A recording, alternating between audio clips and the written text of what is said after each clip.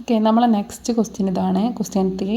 Find the amount of water displaced by a solid spherical ball of a diameter 4.2 centimetre when it's completely immersed water. അതായത് ഒരു spherical ബോളാണ്. എന്നിട്ട് എന്ത് ചെയ്ത് കാണേ, അത് വാട്ടറിൽ കംപ്ലീറ്റ് ആയിട്ടും മുങ്ങിയിട്ട് കിടക്കുകയാണ്. ഓക്കെ, അതിൻ്റെ ഡയമീറ്റർ എന്ന് പറഞ്ഞാൽ എന്താണ്? 4.2 സെൻറ്റിമീറ്റർ ആണ്. അങ്ങനെയാണെങ്കിൽ അതിൻ്റെ ഉള്ളിലുള്ള വാട്ടറിൻ്റെ എമൗണ്ടാണ് ചോദിച്ചത്. അതായത് ഇപ്പോൾ ഒരു വാട്ടറിൽ ഒരു സീലോ റിവറിലൊക്കെ ഒരു ബോൾ ഇങ്ങനെ എന്ത് ചെയ്ത് കിടക്കുകയാണ്, ഫുള്ളായിട്ട് കംപ്ലീറ്റ് ആയിട്ട് ഇതിൻ്റെ ഉള്ളിൽ മുങ്ങിക്കിടക്കുകയാണ്. അപ്പോൾ അങ്ങനെയാണെങ്കിൽ ഇതിൻ്റെ ഉള്ളിൽ വെള്ളം നിറഞ്ഞതുകൊണ്ടാവുമല്ലോ മുങ്ങിക്കിടക്കുന്നുണ്ടാവുക ബോൾ. അപ്പം ഇതിൻ്റെ ഉള്ളിൽ കംപ്ലീറ്റ് ആയിട്ട് വെള്ളം നിറഞ്ഞിട്ടുണ്ടാവില്ലേ? അല്ലേ? കംപ്ലീറ്റ് ആയിട്ട് വെള്ളം നിറഞ്ഞിട്ടില്ല, ഹാഫൊക്കെ നിറഞ്ഞിട്ടുള്ളൂന്നുണ്ടെങ്കിൽ എങ്ങനെയായിരിക്കും ബോൾ കിടക്കുന്നുണ്ടാവുക? എങ്ങനെയല്ലേ കിടക്കുന്നുണ്ടാവുക അല്ലേ? അപ്പോൾ ഇതിൻ്റെ ഉള്ളിൽ കംപ്ലീറ്റ് ആയിട്ട് വാട്ടർ നിറഞ്ഞതുകൊണ്ടാണ് അത് കംപ്ലീറ്റ്ലി മുങ്ങി കിടക്കുന്നത്. അപ്പോൾ ഇതിൻ്റെ ഉള്ളിലുള്ള വാട്ടറിൻ്റെ വോളിയമാണ് നമ്മളോട് ചോദിച്ചത്. അതെന്താണ്? ഇതിൻ്റെ ഉള്ളിലുള്ള volume of water is equal to volume of the sphere അല്ലേ? ഇതിൻ്റെ ഉള്ളിലുള്ള വാട്ടറിൻ്റെ വോളിയമും സ്ഫിയറിൻ്റെ വോളിയമും കറക്റ്റ് ആയിരിക്കും അല്ലേ? അപ്പോൾ എന്താണ്, നമുക്ക് എന്ത് ചെയ്താൽ മതി? ഈ സ്ഫിയറിൻ്റെ വോളിയം കണ്ടെത്തിയാൽ തന്നെ നമുക്ക് എന്ത് ചെയ്യാം, ഇതിൻ്റെ ആൻസർ കിട്ടും, വാട്ടറിൻ്റെ വോളിയം കിട്ടും. അപ്പോൾ എന്താണ്, സ്ഫിയറിൻ്റെ വോളിയം കണ്ടെത്താൻ വേണ്ടിയിട്ട് എന്താണ് equation? Volume of sphere is equal to എന്താണ്? 4/3 πr³ അല്ലേ? അപ്പോൾ 4/3 π നമുക്കറിയാം, 6 റേഡിയസ് നമുക്കറിയണം അല്ലേ? ഇവിടെ നമുക്ക് എന്ത് തന്നിട്ടുണ്ട്? ക്വസ്റ്റ്യനിൽ നമുക്ക് ഡയമീറ്റർ 4.2 സെൻറ്റിമീറ്റർ തന്നിട്ടുണ്ട് അല്ലേ?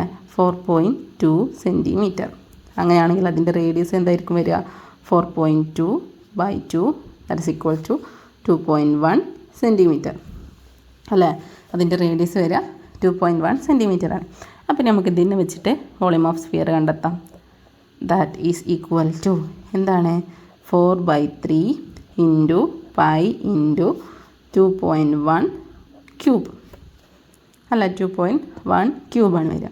ഓക്കെ, നമ്മളോട് പൈക്ക് പ്രത്യേകത്തിൽ ക്വസ്റ്റ്യനിൽ പ്രത്യേകിച്ച് വാല്യൂ ഒന്നും എടുക്കാൻ പറഞ്ഞിട്ടില്ല. അപ്പോൾ എന്താണ് 22/7 എടുത്താലും നമുക്ക് എന്ത് ചെയ്യേണ്ടി വരും?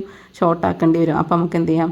3.14 എടുക്കാം. 4/3 ഇൻറ്റു 3.14 ഇൻറ്റു 2.1³ എന്താണ്?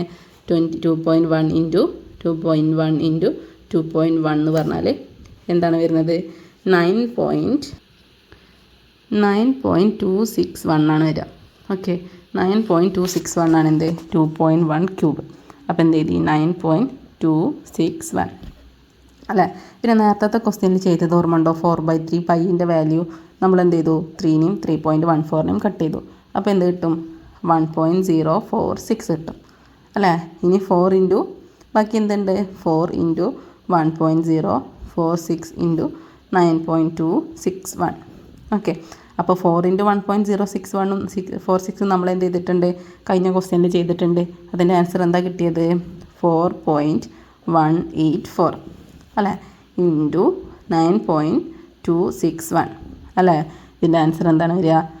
ആൻസർ കറക്റ്റായിട്ട് 38.74, അതായത് ഇത് രണ്ടും ഇൻറ്റു ചെയ്യുമ്പോൾ 38.748024 ആണ് കിട്ടുക. ഓക്കെ, ഇത് നമുക്ക് ഷോർട്ട് ആക്കിയിട്ട് എന്ത് ചെയ്താം? 38.74 സെൻറ്റിമീറ്റർ ക്യൂബ് എന്ന് എഴുതാം. വോളിയം അല്ലേ? വോളിയം ഓഫ് വാട്ടർ അല്ലേ? അപ്പോൾ എന്ത് ചെയ്താം? 38.74 സെൻറ്റിമീറ്റർ ക്യൂബ്. അപ്പോൾ ഇതാണ് എന്ത്? മൂന്നാമത്തെ ക്വസ്റ്റ്യൻ്റെ ആൻസർ. ഓക്കെ.